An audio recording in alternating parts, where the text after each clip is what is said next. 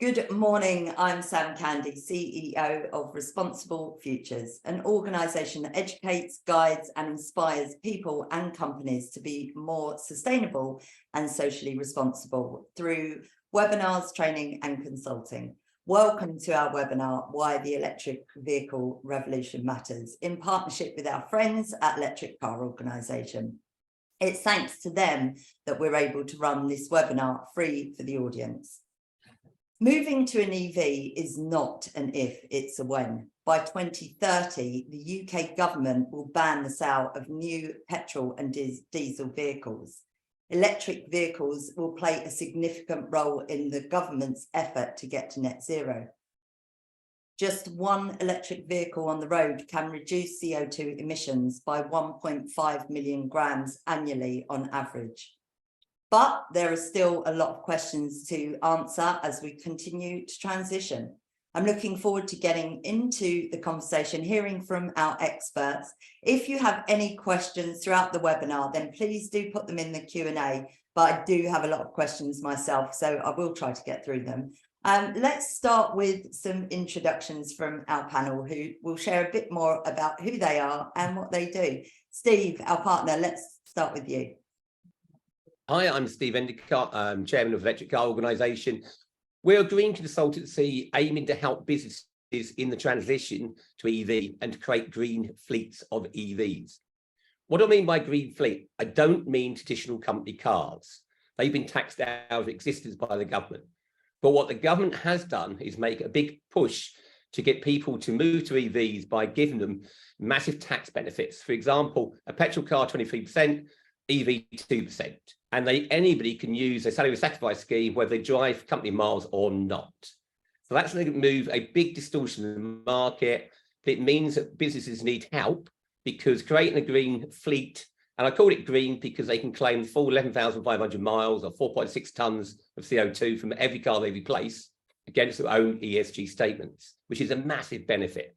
But it's a lot of work, and we help to relieve that pressure by doing all the paperwork, the RFPs to select cars. And then after a person has moved, we help them with the charging, we help them with selling their old car, we help them with insurance. So we're trying to be the go compare for the employee market of EVs to make people move. Right, thanks. Quentin, many of us know you, but please do describe yourself. Thank you. Okay, so Quentin Wilson, motoring journalist and broadcaster. I've been doing this for my sins for about 30 years and started up Top Gear really with Clarkson back in the 90s, lots of other programs as well. And now I've kind of moved from combustion to EVs and have founded a lobby group called Fair Charge. So we campaign against the government to lower VAT on public charging, to get wider understanding, to talk to politicians who sadly don't know enough about electrification or electric cars. So I'm kind of at the coal face, and I've been running EVs since 2009, really, every day, starting with the very little Mitsubishi IMEV with 50 miles to one charge, going all the way up now to a couple of Teslas in the driveway. So I've done the full journey of Leafs, of Zoes, of Fluences, of Amperas. So kind of know the technology and know what they're like to live with and charge. So that's me. Delighted to have you here, and thanks for joining us. Alexander. Thanks so much, Sam. And yeah, thanks for having me. So my name's Alex Lewis Jones. I am an environmental consultant. So my background is more broadly across how do we decarbonize all of transport. I have had a focus on electric vehicles and helping a lot of large corporations embed an EV charging strategy. So I do consulting, but I also am a founder of a business called Otherway. And Otherway is about automating greenhouse gas accounting into your mobility business. So if you sell electric cars, or you rent out electric bikes, or you operate buses, we automate carbon accounting into your product or service so you can build climate action and carbon reduction as part of your product. So yeah, really excited to be part of the EV conversation today and to talk a lot about those environmental benefits. Thank you. And Paul? Good morning, everyone. My name is Paul Auden. I've been in the motor industry now for 32 years, I think it is. 28 of them years have been on the motor retail side, working for dealer groups across the UK. And the last 3 years, from March 2020, as commercial director at UK Carline Vehicle Leasing, based just outside of Preston. UK Carline's been providing funding solutions, which includes business contract hire, personal contract hire, asset funding, salary sacrifice solutions, short-term rental, to our regulated and non-regulated customers now since 2001. During the pandemic, we launched Key Worker Car Leasing. That was designed by our MD, Darren Godford, to support our frontline workforce. This year, we've added Virtue Lease Cars and My Electric Lease to our product portfolio just in recent months.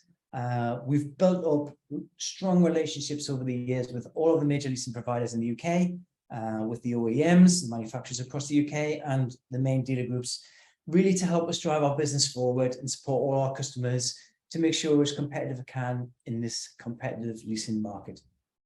And I'm glad to be here today. Thank you. And finally, Alex. Hi, yeah, I'm Alex Baker.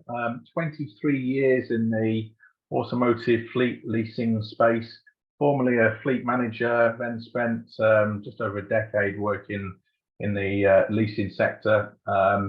I then went into sort of world of entrepreneurship and set up a couple of tech companies, again, kept in the automotive big data space. First EV, not quite as early as Quentin, 2014, but back then it was a Nissan Leaf 24 kilowatt, or that was about it really. Those were the only choices. You could choose your color. I then spent several years helping large fleets doing the transition to electric vehicle. So using data to help them to, I probably put 4,000 or 5,000 vehicles on the road, electric vehicles on the road between the 100 or so companies I work with.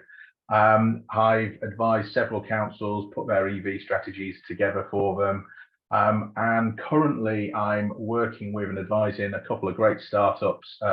One's a company called Fuse, who do the back-end software for charge points, you know, enables you to do the payment and dynamic load balancing and all of that sort of thing. And then on the other side, I'm working with a company called Fleet, which is part of Macquarie Infrastructure Bank, and we're looking to put in high-speed charging for trucks, large commercial vehicles, trucks, buses, etc. So if we think we've got challenges in the electric car space, wait until I start talking about the electric truck space, and then it really is some significant challenges. Yeah, I mean, since I announced that I was doing this webinar, I've had so many people come to me with myths and, you know, what the advantages and disadvantages. But let's start there. Quentin, what are the key advantages and disadvantages of electric vehicles compared to traditional ICE? Okay, well, at the risk of sounding obvious, obviously you can't go to a petrol station and just fill up in 5 minutes. You have to go to a charger, which means you can wait anything between 15 minutes to, well, several hours if it's a slow charger. The advantages are the fact that it's silent, it's swift, it drives really, really well. Your maintenance costs are going to be significantly less. Tusker Direct, who have got a fleet of EVs on lease, have worked out that it's 40% less than a combustion car. That's maintenance costs. They are more expensive to buy brand new, I mean, unquestionably, but then you've got to work out the total life costs across your 4-year or 3-year period, and inevitably they are much cheaper. You get no tailpipe emissions, although there is carbon emitted by the battery process, and that's a thing for debate. A lot of people get hung up on you know where the battery minerals come from, and Democratic Republic of Congo and cobalt and all that. Although 50% of Teslas now have no cobalt in their batteries. And we don't yet know the emissions from exploring for oil, drilling, mining, transporting it, distributing it. And that's a figure we don't yet have. So that's something that needs to be discussed. But broadly, they are better for the environment. They're better for you. You're less stressed. They cost less to run, significantly less if you've got home charging and you can charge on a nighttime tariff at Well, I pay 7.5p a kilowatt hour, so I can get down to London and back for about £9, which is as cheap as it gets, really. So, you know, lots of advantages, but I think it's really important to say right at the outset here, electric cars aren't for everybody. So you've got to get your mindset, you've got to change the way you think. But as I said in my intro, 9 years of driving them every single day, and I'm here, and I would never really go back to a combustion car unless it was a classic. Interesting to hear. Alexander, do you have any thing to add, advantages, disadvantages that you've come across? Not really. I think it was a great summary from Quentin there. I think that the key thing I pick up just at the end there is, you know, from a disadvantage perspective, it is about change. You know, when you consider switching to electric in your business or personally, you got to think about a lot of things at the same time about, yeah, how am I actually going to drive something that's perhaps a new car? You may have never driven a car that's got such tech in it before. You know, how do I use this brand new infotainment system, through to how do I charge it? How can I get permission from my landlord to install charge points where my business operates? How do I change the Excel spreadsheets I've been using for diesel fuel reporting over the last however many years? So there is that change element, but the great thing is, as we've seen on this panel, there's loads of people, there's a whole sector set to helping fleets make that transition. So just getting in there and getting educated is I found quite an exciting experience to be part of. Thank you. Steve, you mentioned in your introduction about government policies and incentives. Can you talk about the adoption of electric vehicles and how those policies vary across the different regions? Yeah, basically our government is a bit half-baked as usual, and has distorted the market dramatically, because unlike the US market where you just get a straight subsidy off the car to encourage electric sales, they've decided to use the salary sacrifice scheme. Do you remember that for bikes, etc.? And it basically means that you pay for the lease, or the company pays for the lease, and it takes it out of your salary, but it means you don't pay tax on it. So that's a massive distortion, because compared to a private lease, that's a £14,000 saving or difference over a 4-year lease. And the reason for that is if you earn under £50,000, you save 32% off the lease price. If you earn over £50,000, you save 42%. So the more you earn, the bigger you save. It's a bit odd, but that's how it works. The individual company also saves 13.8% NI and 10% VAT. So they get half the VAT back. So it's a definite win-win in terms of tax savings for both people. But the most interesting thing is actually it costs the business nothing, and it's a massive ESG action that they can take that's quick and simple. So most businesses, when they become aware of it, go, okay, we really like the look of this, but then you get into it, oh, can I be asked? Isn't there a lot of work to be done? And that's where businesses like us are set up really just to help them through that process, to say, look, it's not that much hard work. We will do the RFP, we will do all the paperwork for you, we'll do the reporting for you, and we'll even help your employees when they move. So I think it will be a big distortion. It means that many, many people in the future will be leasing their electric vehicles through their business because it's such a big price jump. The government have done this is an easy way of making EVs cheaper. And this means that actually it's easier or cheaper to lease an EV than it is to buy or lease a petrol car. And then you get the benefits, as Quentin said, of 40% cheaper maintenance and 50% cheaper running costs if you have a home charger. And I'll come back to that later. Did you have anything to add here? No, I think if you look at the last budget that was delivered by the Chancellor, everybody was really hoping we would add a bit more to drive the nation to track and hit our EV target by 2030. I don't think much happened really in the last budget.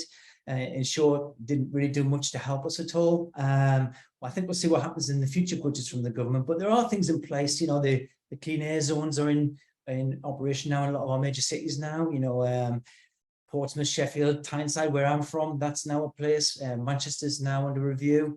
It varies from city to city. You can see that on mygov.uk, clean air zones, if you want to have a look at that.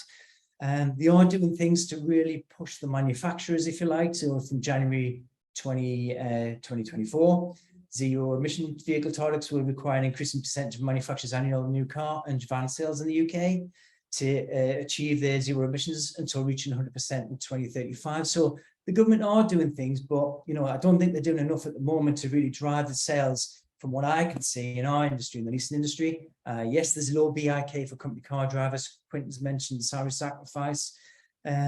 Perhaps the reintroduction of a scrappage scheme might work across the UK. I know London, the Mayor of London's already done that.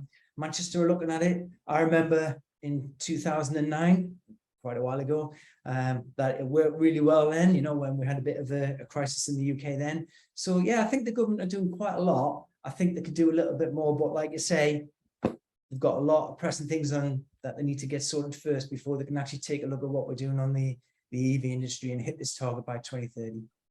Yeah, go on, Quentin.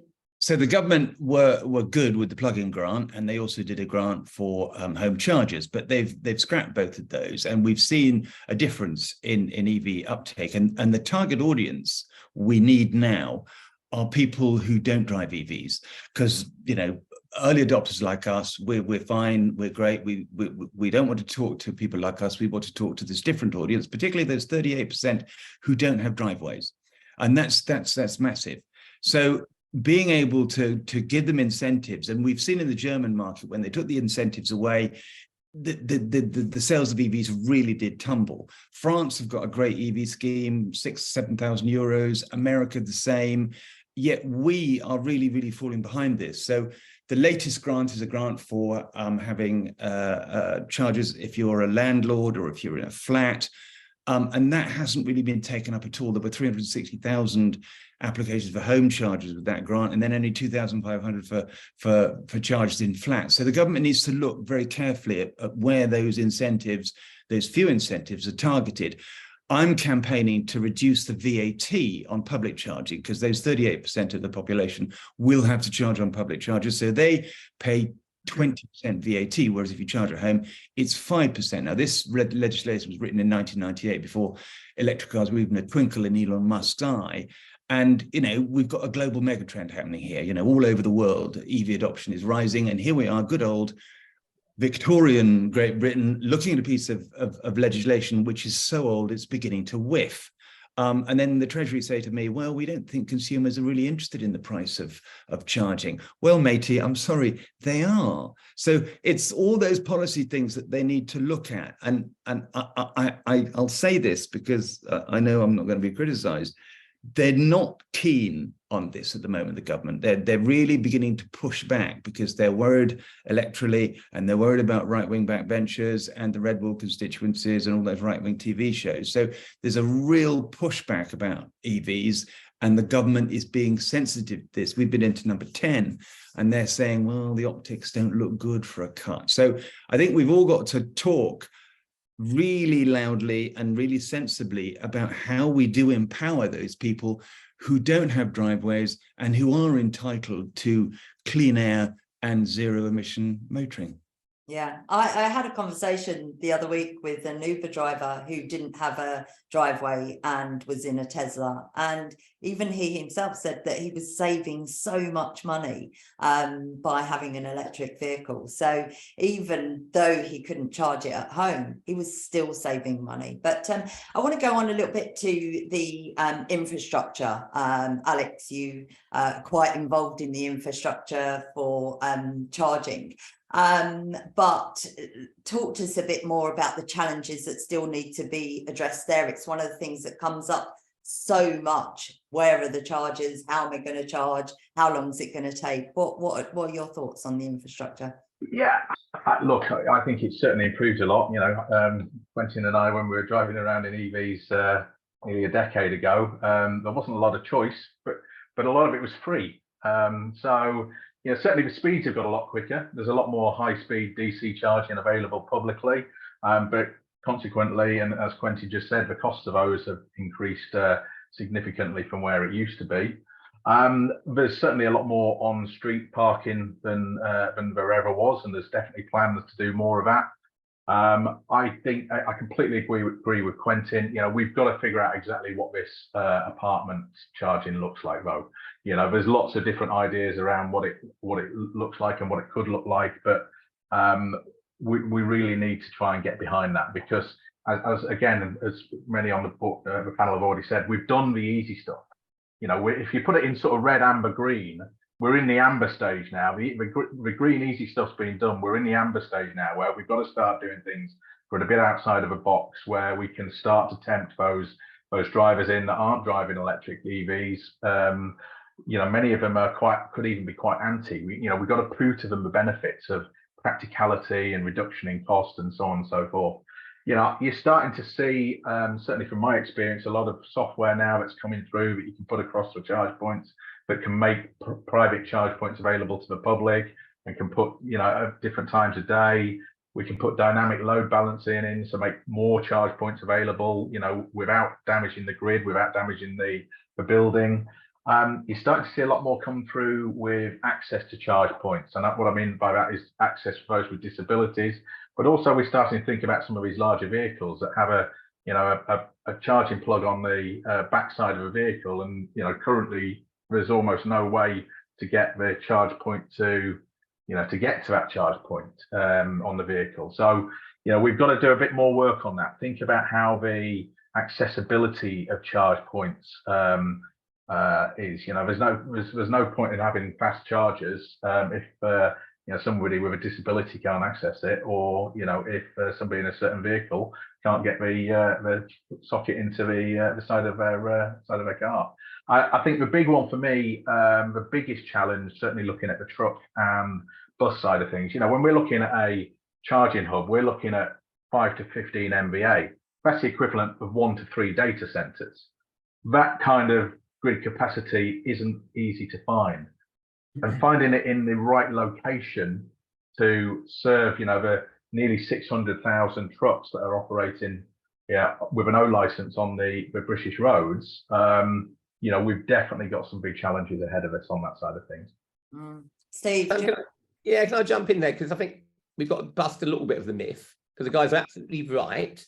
But coming back to Quentin's point, 62% of the population do have off-road parking. Now, if you've got off-road parking, you should be an early adopter, because 100%. It's like getting a phone. Yeah, the average mileage to work is 20 miles. The average mileage of a car daily is 37 miles. The average range of an EV is 200. Do the maths. Yeah, you come home, you charge, it's ready to go the next morning, just like plugging in your phone. So I've had my Tesla outside for 4 years. I've only actually charged away from home 5 times. Yeah, it just look at the ratio. If you've got home charging, it's easier.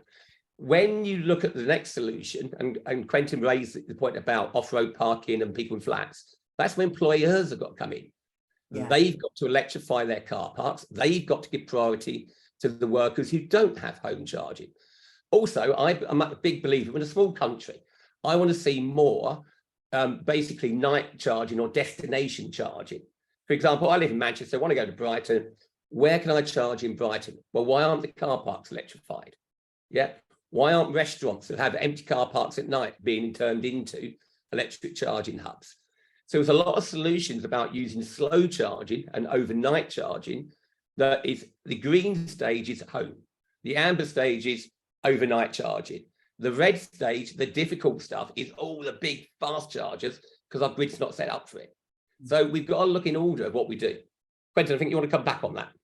Yeah, great points. And I think it's worth saying to people who haven't got an electric car, who are thinking about it and are full of all those doubts and anxieties and misconceptions. Everybody on the panel will say that we use the public charging network very, very seldom. And I've got a Tesla as well. And, you know, it's a great network, but I hardly ever use it because I don't need to, because I charge at home. And there are 600,000 people who are charging at home every day. So don't get hung up about all this need to have high-speed chargers all over the place.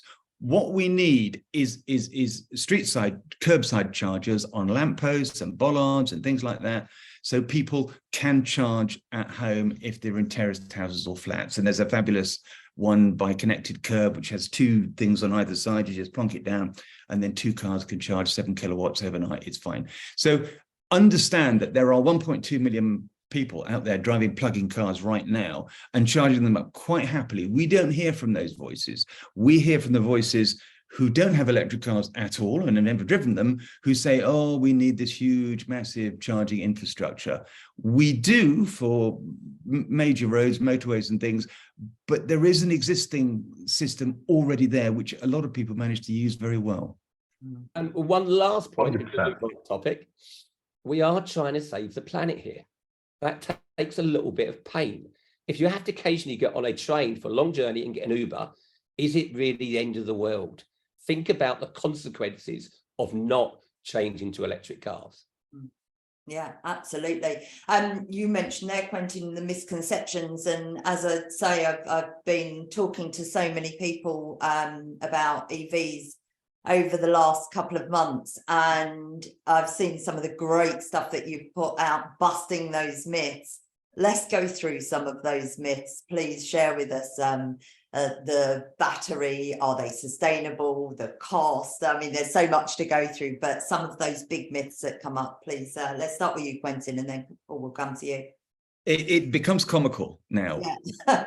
We're doing this every single day on Fair Charge, and the stuff that we hear is, it couldn't spontaneously have all just come. It is because there is a big push from vested interests who want to derail this historic energy transition. So, you start with the idea that, the batteries don't last. Well, we've got data now going back to 2009 of cars with 400,000 miles on the original batteries. In fact, a guy posted on Twitter the other day with the Model 3 Tesla with 370,000 miles, a taxi, original battery, original motors, original drivetrain, all that sort of stuff. So, there's a bulk of data out there that says that batteries are not failing prematurely. And believe me, if they were, the Daily Mail would make very sure to tell us.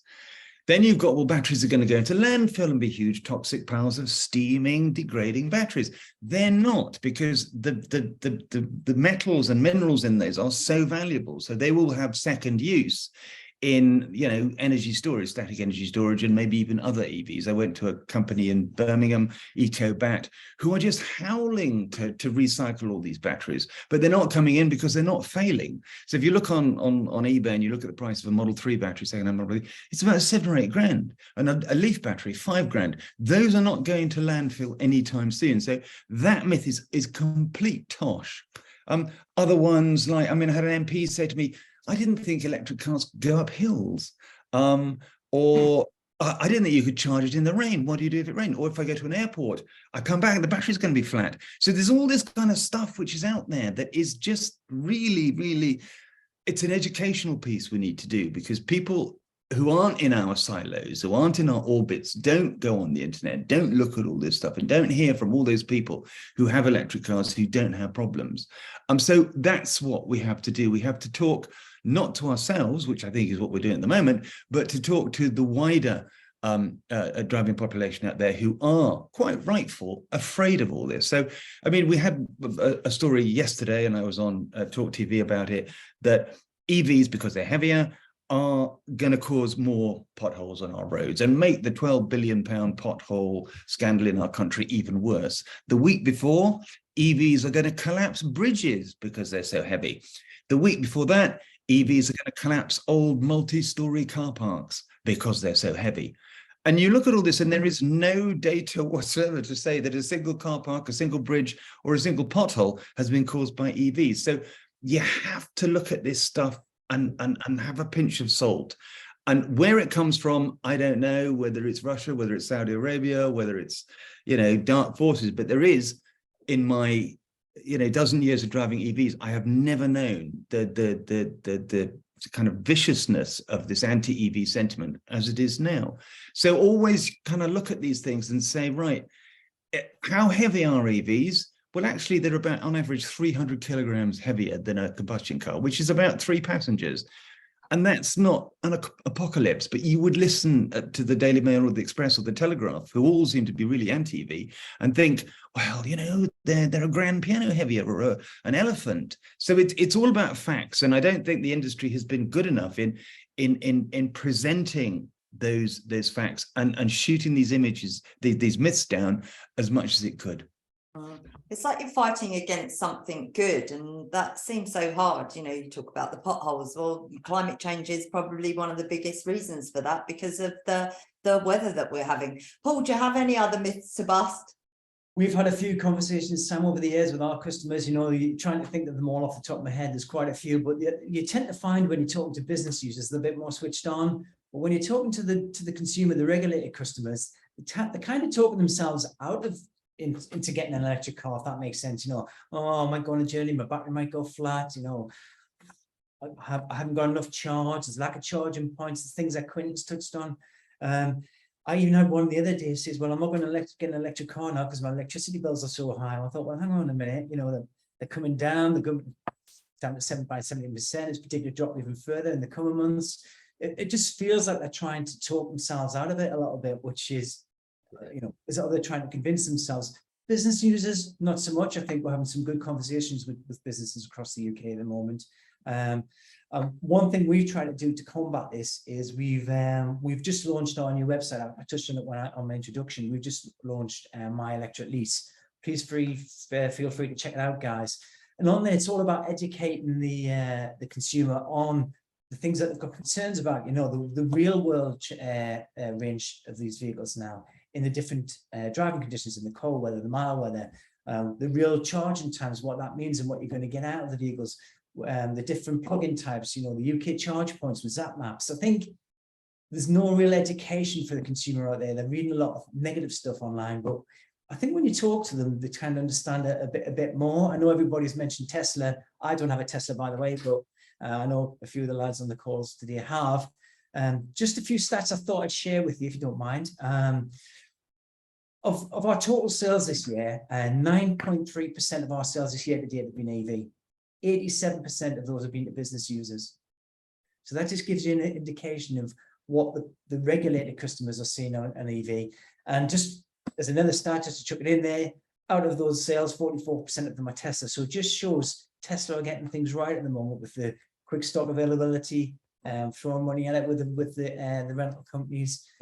Compared to last year, that's 7.5% of our sales last year were EV. 83% of those were business users. So the trend's the same. So I think the consumer does need educating a lot more. The myths, I think, are starting to disintegrate. The kickback from them, we've got answers for that. It's just the education for me, I think, that needs to get out there. Yeah. Sam, one other thing to add to that, and it's a very simple point. We always encourage anybody having a business lease to have 2 drivers on the insurance, because lots of families got 2 cars. They can move one of them. Let's just take the easy steps, get them to move one of their cars, get used to an EV, see the benefits, and then they're much quicker likely to adopt and move both of their cars. So we've just got to look at the easy ways to get easy steps. So 2 people on the insurance policy, really simple, easy way of busting those myths.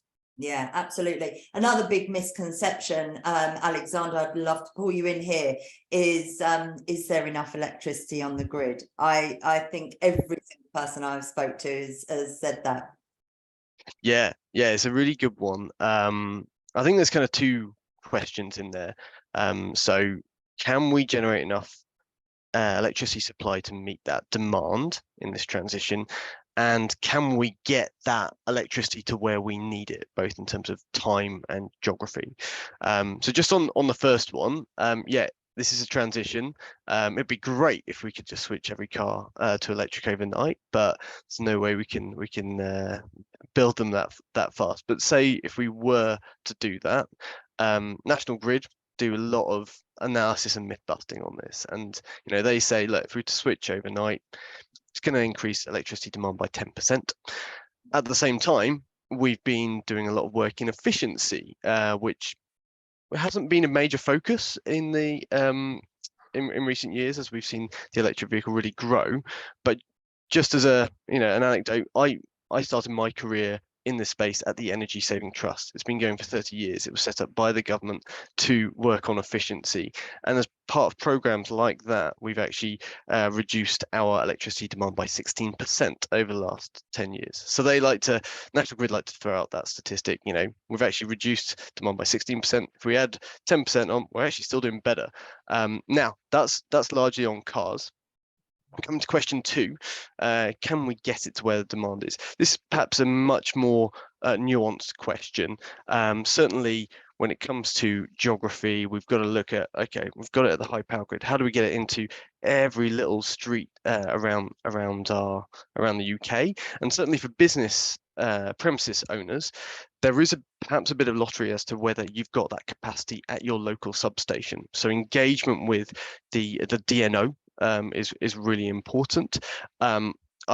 I'm conscious of Alex's point around heavy goods vehicles and the huge amount of capacity that they need. So strategic locations is going to be really important there. And finally, just on time, yeah, we know that it's not just about total amount of electricity, it's also about timing and the peakiness of the grid. We know that in the evenings, typically when people get home or park up their van in the depot and put it on charge, is the highest amount of electricity demand. So how do we avoid that peak? And yeah, for the last decade, we've been working on the software to make sure that we can charge smartly. The UK government's been really forward in building the regulation to make sure that smart charging is just normal charging, and we're avoiding increasing that peak. The final point I would just say is that working in this space, doing projects on it for the last 7-8 years, I've actually been really reassured at just how forward thinking the energy sector are. You know, we're planning and doing detailed forecast models for 10-20 years time. We want to know how many electric cars are on that specific street in 2032, and that's a level of detail that these companies are going to. So I feel quite reassured that we are not going to have blackouts and brownouts from that kind of from the energy sector's work. Thank you. Alex, did you want to add on there? I think from my fellow Alex, that's a brilliant answer. There's not a lot to add to it. I don't just operate in the UK. I work in other countries. I think as Alex pointed out, we're doing a lot better in the UK than many other countries. There's still stuff we can learn from other countries as well. But I'd be a lot more confident of what we're doing with the UK grid and energy supply than others. I think going forward, the software capabilities of charge points and smart charging and so on, we will be able to turn off electric vehicles en masse that don't require charge and protect the grid at those peak times. And that's really the only bit that we need to worry about, those peak times where everyone's, so you should say, watching Coronation Street and sticking the kettle on. The other side of things, I'd like to see, it felt a few years ago like we were really looking at vehicle to grid or V to X, vehicle to building, whatever. We I think we took a few steps back, but now we're starting to look at that again.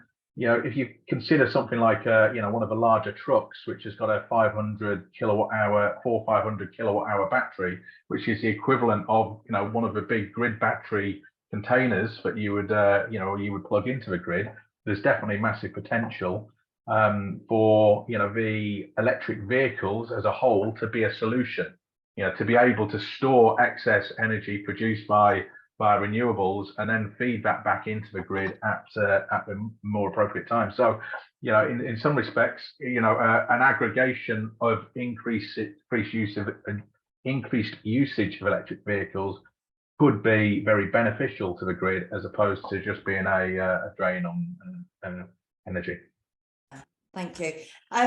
The other question is about batteries and that they don't last long and the range runs out and how long it takes to charge. And we've mentioned this a little bit more throughout the rest of the webinar, but I want to really focus in on that. Quentin, from your experience, I mean, you've been driving EV for a long time. Battery running out, it's like saying the petrol runs out without knowing, what are your views on that?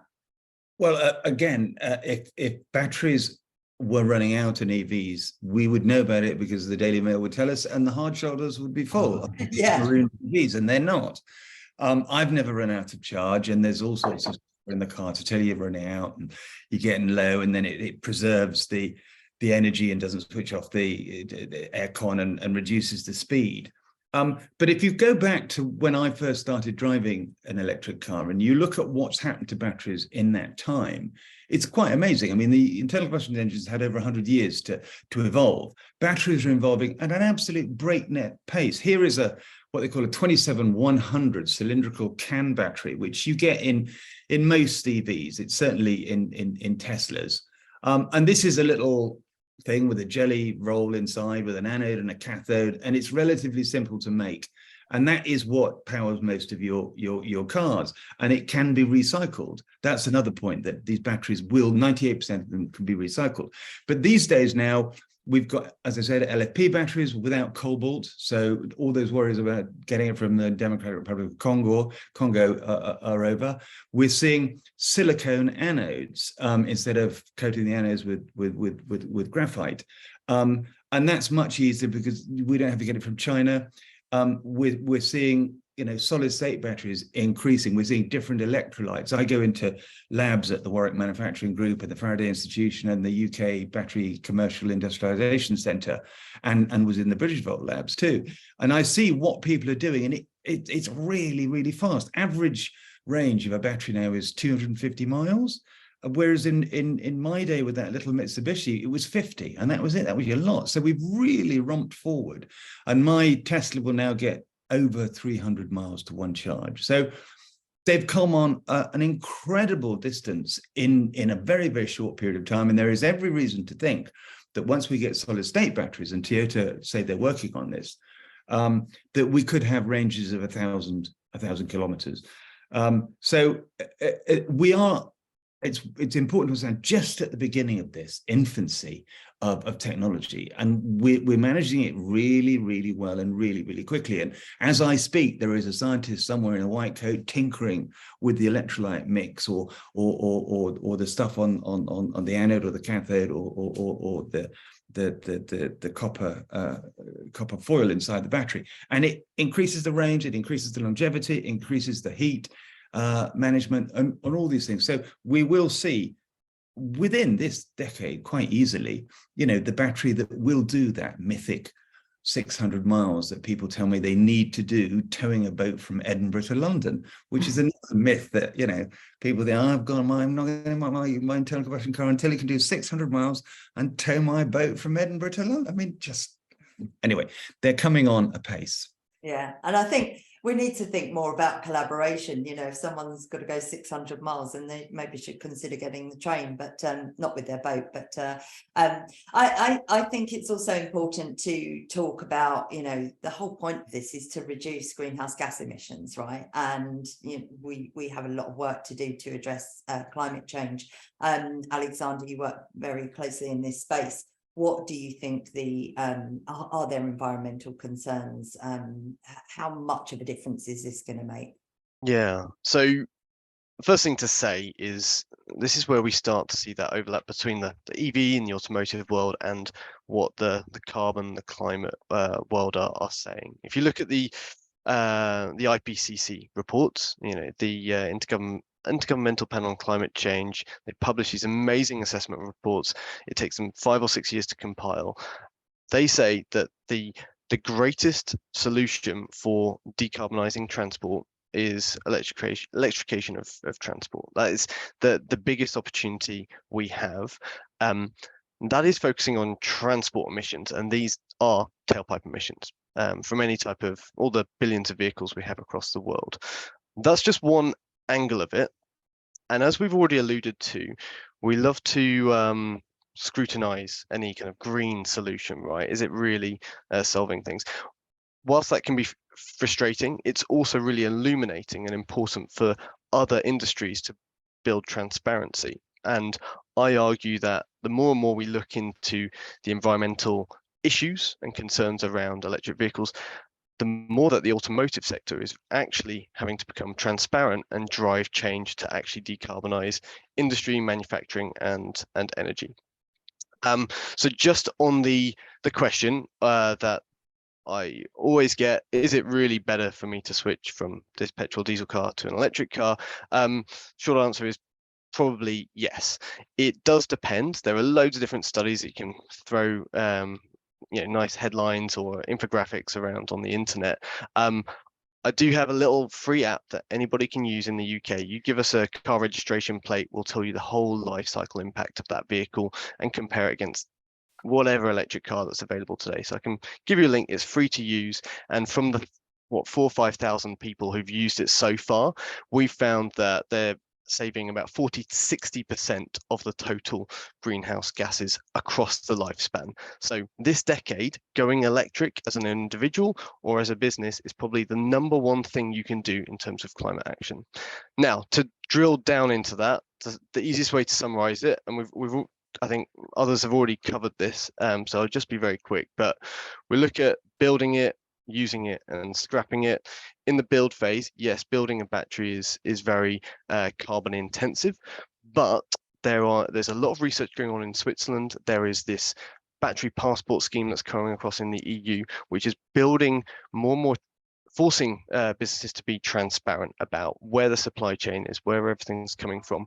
Already, just from that transparency, from measuring it, we're starting to see percentages decrease in terms of the greenhouse gas impact of that vehicle. So there's a good saving there. Another area in automotive is we're starting to see more manufacturing powered by renewables, and I'd highlight what Nissan are doing and don't get celebrated enough. Are really working on how do we put solar and wind across their factories across Europe, and that is starting to take extra wedges off the impact of automotive. At the other end, yeah, we're not seeing a huge amount of recycling right now because we know that those batteries are going to be used and reused and repaired. And yeah, when car companies are starting to say that actually we're not going to open up lithium mines in 10 years time because we'll be just mining the cars that are already out there, there's again another saving at the other end of the spectrum. So I see the EV as an opportunity for actually improving environmental performance across a whole range of systems in society, not just the benefits from taking away the tailpipe off the road. Quentin? I think you make a really, really good point there, that there is a range of benefits, and all this stuff we're doing on batteries, this research and development and the billions that are going into that will benefit other areas. So your static energy storage, your container, if you like, full of batteries, which Elon Musk has got in California and Australia, these can power businesses, these can power towns, they can potentially power whole cities. So then you look at marine and you look at short haul aviation and heavy goods and trucks, and the battery becomes a real benefit to society. And if you can reduce the emissions across that spectrum of industry and transport, then you are really starting to make a difference. And that energy transition from fossil fuels to batteries is so critical. And it begins, and this is why we're having this conversation, with electric cars. Yeah, it absolutely does. I want to talk a bit about availability, Alex. We had this conversation the other day, and I was speaking to someone recently and they said there's no availability for electric and certainly in fleet for large fleets of HGVs and things like that. What do you think the availability is like, or share what the availability is like? Look, I think if you're talking about the larger commercial vehicles, it very much depends on the type of vehicle you're looking for. You've got to remember that when it comes to large commercials, there's a lot of nuance. When it comes to a car, it's, you can choose various options and colors, but when it comes to starting with a large commercial vehicle, there's lots of different options, numbers of wheels and horsepower and body types and so on and so forth. The Chinese at the moment are really pushing ahead. You'll start to see a lot of new brands coming through from China. They're putting serious numbers of trucks on the road. We're working on the fleet side with many of the large, well-known truck manufacturers. They're starting to put big sales teams in place now. They've got stock coming through, but it's not, certainly there isn't the available stock or even the available models to wholesale change, large haulage firms or large operators, the supermarkets and so on and so forth. I think where you're seeing a lot of concentration at the moment is the larger vans, you know, the 3.5, the typical sort of transit size thing. I think the next area to move will be the rigids, you know, the type of vehicles where they've got waste removal bodies on the back of them. You know, there's a big push in the bus space. You know, those where you've got a very predictable route and you can work out, you know, exactly what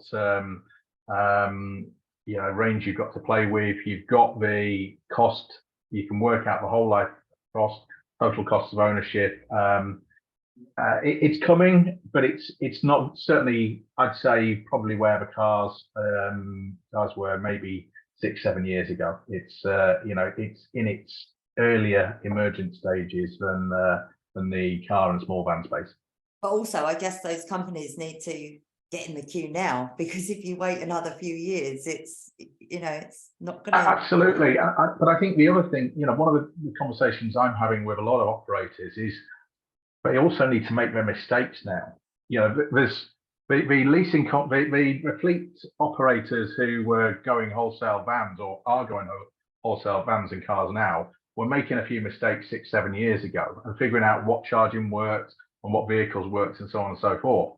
Yeah, they need to make a few of those mistakes, figure out what works and what doesn't work now, because otherwise they're going to be pushed into a situation through legislation and taxation and so on and so forth, where they're in the market with everybody else. They've got lead times of 12-18 months on these vehicles, and all of a sudden they're forced into making, you know, very expensive investments and don't necessarily fully understand, you know, all of the intricacies of what they're investing in. Paul, if I wanted to get an EV tomorrow, is it available for me? Do you know what? There is stock moving around now. We are seeing pockets of stock moving. The thing is, though, some of the stock's not moving as quickly as the manufacturers would like. You know, I'll use Nissan Leaf as an example. We've been offered quite a lot on Nissan Leaf recently to push on to our customers from both the manufacturer and dealers. And for whatever reason, the pricing's just not right still. So yeah, you know, if you wanted a quick electric vehicle off the shelf, they are available. Still not in the numbers that we would like, and I think the consumer would like, specifically the business user, but it is starting to move slightly. We were worried a bit at the beginning of the year, thinking, oh, what we're going to do to hit our forecast for this year. We can see it moving slightly, and there is more pockets of stock. VW have got stock now, which is great. Nissan have got a bit of stock. MG have got a lot of stock coming into the UK on the new MG4. So it is moving, but it's still a long way to go, to be honest. And pricing still needs to be adjusted, in my opinion. Steve, let's talk about pricing. When I did a poll the other day, it was the biggest thing that came out, pricing. Do you want to talk a little bit more about that? Yeah, but first, before I do, I'll pick up the stock point of view in terms of business leasing, etc. That's why we work across multiple lease companies, because quite often lease companies have funders that have specialist deals with certain cars. So availability is also one of the key things that varies across lease companies. So when you're looking at you choosing your leasing partner, it's not just price. You've also got to look at who's got what stock cars, who's got what availability. And also as an employee, you can wait and specify exactly what you want, but it might be a 6 month wait. But if you say, right, I have a white Tesla with a black interior, you can have it next week. So there's a little bit of psychology, a little bit of choice, a little bit of waiting, and don't be the last in the queue if you are thinking about moving to that EV, because it's not an if, it's a when. Yeah. Coming back to pricing, it is adjusting, and it's all going to be adjusted by when manufacturing changes. So we've all seen these hundreds of new EVs coming onto the market. Yeah, but at the moment, manufacturing is no more than about 20% EV. It's not set to be more than 50% until 2025-26. And once it's gone to 50%, that's not reversible. You can't just change your manufacturing. And that's where the explosion of availability will come. As availability comes in, the price of new EVs are going to go down in line with petrol cars. At the moment, you're paying a premium. So if you're buying the car, at the moment, it's probably about an 18-month payback before the cost benefits of having that EV replace it. If you lease it via the business, it's automatically cheaper, instant cost benefits. So again, there's a distortion in the market. It means you've got to probably look at a different way of how you source the car and what you do.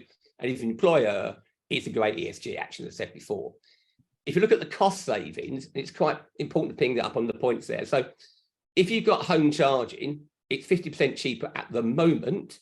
And as Quentin points out, it's going to get even cheaper when you have night and day tariffs. Night and day tariffs are encourage people to only charge at night, 7.5p Quentin's got, compared to 32p at the moment most people have got. The government fixed tariffs at the moment because of the energy crisis have blocked out all competition. There's no night day tariffs outside of Octopus's tariff, which is not that great. But when those those breaks are removed at the end of this summer, it's likely that all the energy companies will start competing for EV owners because they have a much higher demand for electricity. And if you get onto that night tariff, it's dramatically cheaper to have an EV, but you've got to do that switching. So you've got to think about getting an EV. You've got to think about, have I got a home charger? When I have a home charger, do I switch? If I'm doing a lot of miles and I haven't got a home charger, I wouldn't recommend going to an EV yet on a commercial monetary manner.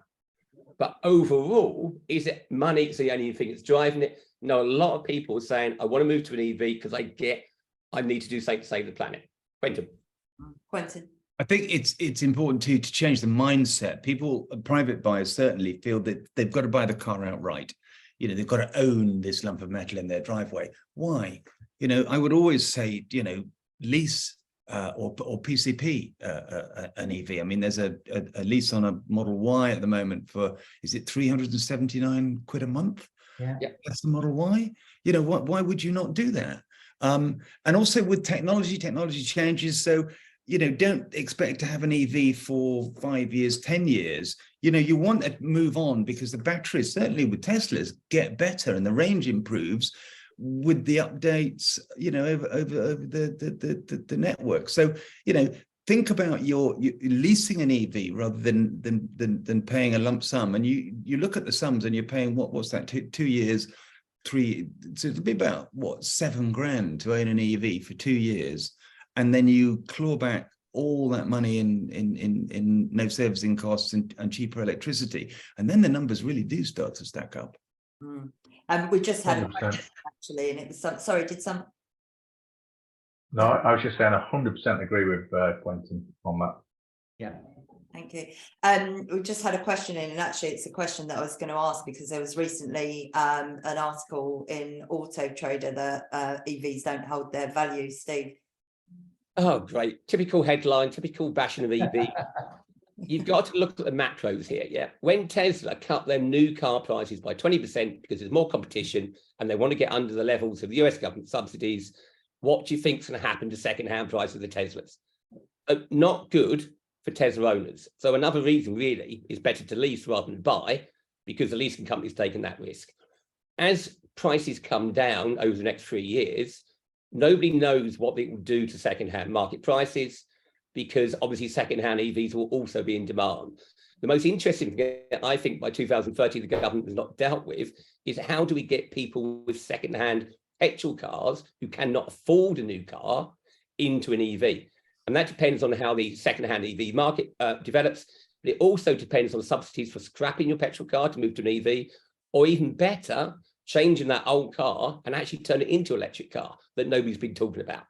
Because there's lots of environmental benefits from not scrapping all the cars that are out there, but converting them to EVs. So we do need more government action. We do need more second-hand EVs because it's not always about new EVs. Let me just add there, Steve, that you can now buy a used Tesla for 20 grand, Model 3, and a Model S for 20 grand, and a Model X for 30. So they've come down as well. So, you know, for Tesla owners, we're smarting a bit because we've lost a notional amount. But for the person who wants to buy a used Tesla and keep it, then that price point is now getting close to combustion cars. So that's really good. And your point about the aftermarket of converting cars to electricity combustion cars, this is huge because why would we scrap millions and millions of perfectly otherwise good cars that could be converted to electric powertrains? Now, that I think is something that we really do need to look at because they could be the greenest cars of all, couldn't they?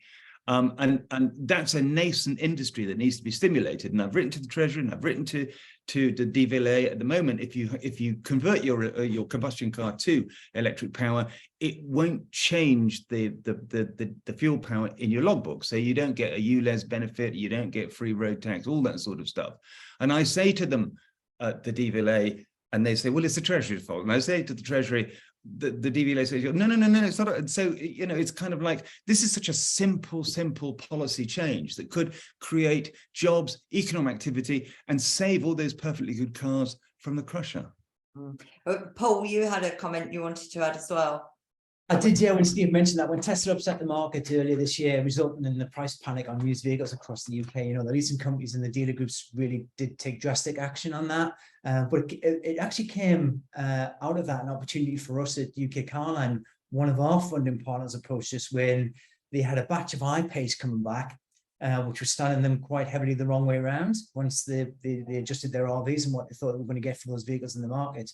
And these were 2-year vehicles, contracts that had been for 2 years, due to be defleeted and going into the marketplace as a used vehicle.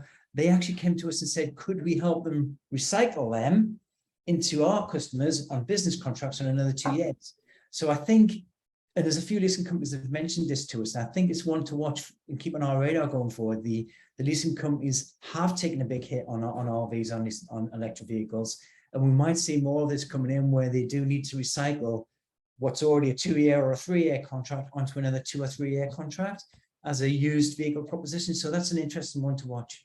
And instead of saying, look, woe is us, you know, the residuals on EVs don't work, we could say, actually, here's an opportunity to create much more affordable, cheaper used EVs on leases to people of a lower demographic, and, you know, do what the French are doing, which is the €100 lease on an EV. And if we can do that, then everybody starts to win. The cars get repurposed and recycled, and people who didn't think they could afford EVs get them. And I mean, it just, you know, take ownership of this, government, please.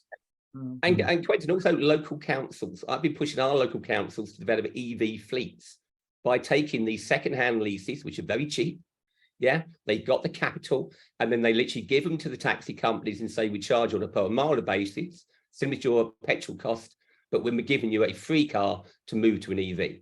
Very simple to do, uses all the second-hand cars, because EVs are perfect for taxis. They can do mega amount of miles, they last miles, much cheaper to run on a daily basis for a taxi, but the taxi firms can't afford to move. So government have got to step in, use their power, and actually say, look, there's cheap EVs in the market, let's buy them up, put them into taxi fleets, as Amsterdam done, away we go. Part of the public infrastructure. This is all about intelligent collaboration, isn't it? And coming up with really innovative ideas and thinking out the box and seeing how you can serve the most people with the most electric cars. And, you know, we've got a government that's distracted at the moment, I'm afraid. And I know you want to move on, Sam, but I just want to make one little point on this and pick up on what Steve and Quentin were saying earlier. Yeah, I really like the ideas of converting cars to electric. I've got a real big bugbear currently with the EV industry. You know, the batteries are all too big for me. You know, I used to drive around in a 24 kilowatt hour Leaf, and it worked perfectly. You cannot buy that car anymore. It's impossible to get a vehicle with that smaller battery, or virtually impossible. If you've been driving around in a car for 6 years and you know you only ever do 30 miles a day, and there's a big cost difference between putting in a 20 kilowatt hour battery or a 100 kilowatt hour battery, maybe that is the way to kind of force people to educate themselves, understand how they're using their vehicles, take smaller batteries, and really, if you're doing it 20 kilowatt hour batteries instead of 100, you can put 5 of those into 5 different vehicles, as opposed to putting them into one and charging it up once every 2 or 3 weeks. Yeah, absolutely. And we are coming to the end, actually. And this conversation, it could have gone on and on and on and on. But I'm glad that you all had the opportunity to really speak honestly and openly and bust the myths, and people will reach out to you. I'm going to share this far and wide. I'll be sharing with everyone that's registered. I appreciate that everyone's registered. I just want to go round and have one more final comment before we cut off. Paul, let's start with you. Yeah, thank you for inviting me on this today, Sam. It's been an education for me because, I'm not a specialist on every subject on electric vehicles. Mine's mainly leasing, business contract, hire and personal and salary sacrifice. So I've learned a lot today. I think there is a lot of more vehicles coming to the market. I think just watching what I can see, the manufacturers that are approaching us and saying these brands are coming into the market, keep an eye on the new brands that are coming in. The the trusted ones that we all know and love, they're going to be there, which is great, but they're going to have a big fight on their hands because there's a lot more brands coming to the market. So I think when we look beyond 2030, there is going to be a great choice for the consumer with larger ranges. You know, there's a lot coming already. Tesla's established, Polestar's established. So yeah, it's not all doom and gloom. I think it's EV is the way forward. I'm only at the moment in a plug-in hybrid, but my next car will be an electric vehicle. But no, thank you for your time today. I've really enjoyed it. Alex, over to you. Final comments? Look, for me, we've talked about this quite a lot. I still think we've got a lot to do on the education piece.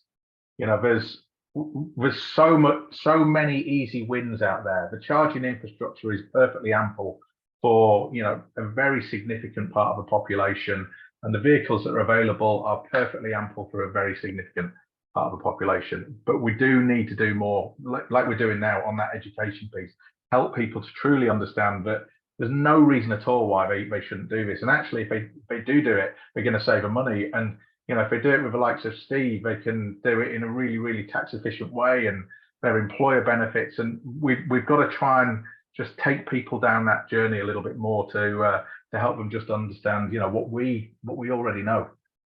Thank you. Alexander, final comments from you? Yeah, I think just two quick things. I try and balance my transport head and my climate head. From the electric vehicle perspective, for me, it feels like we're just over a decade through a 30-year transition, right? The first decade, all about, can we get EV to work? This decade, can we get EV to work well? And at the same time, the climate frame, we've got this decade of action that we need to take. And I want to reiterate that as an individual, it's probably the number one thing you can do is to switch to an electric car this decade, and you're going to do it, and it's going to be better for cost and better for convenience. So great to be part of this panel, and I'm excited to see how we develop this industry over the next few years. Thank you. Quentin, final comments. Thank you, Sam, for making this happen. It would not have happened had it not been for you, and it's great. So 3 cheers for your tenacity. My takeaways would be, look, there are, as I've said, 1.2 million people driving plug-in cars in the UK, and you go down any motorway and you see all these electric cars, you know, strobing along at some pace, I have to say, and they're happy, they're working. So look, you've got to draw your conclusions from that there's a large body of people out there for whom they're working.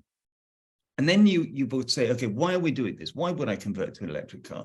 There are financial advantages, there are environmental advantages, but the 3 key pillars for me are, first, better urban air quality. We know the difference particulates make to urban air quality and the raft of diseases and health conditions that are associated with them. And that's been, you know, well peer reviewed.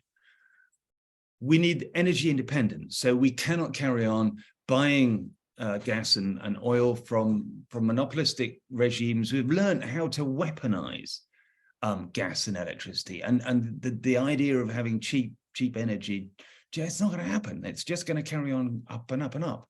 And the third pillar is affordable energy for all. Now, if we can get offshore, hydro, tidal, solar sorted out, we hit 60% renewables at one stage on the electricity grid. I think it was December.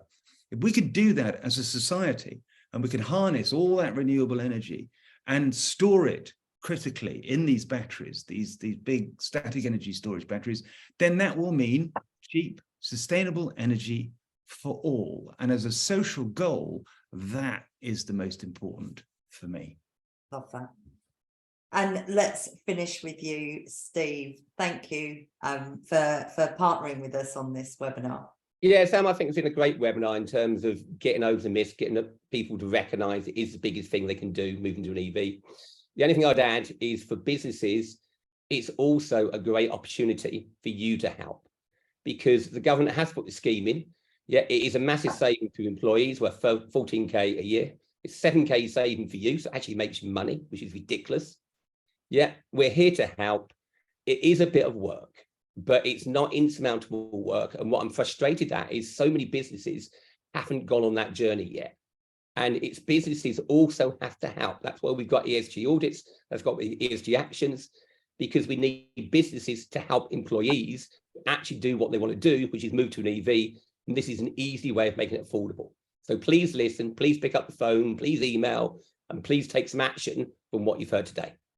Thank you. Thanks, everyone. Thank you to the panelists, Paul, Alex, Alexander, Quentin and Steve. Honestly, it's been such a massive education for me. And that's what I'm trying to do, is educate as many people as possible and bust all those myths in the press and give people the opportunity to tell the truth. So thank you for your time. Thank you to everyone that attended live and to everyone that's going to be watching post event. And yeah, it's been such a great conversation and I'm looking forward to seeing how this transitions even further. Thanks, guys. Thanks Thanks so much, Sam.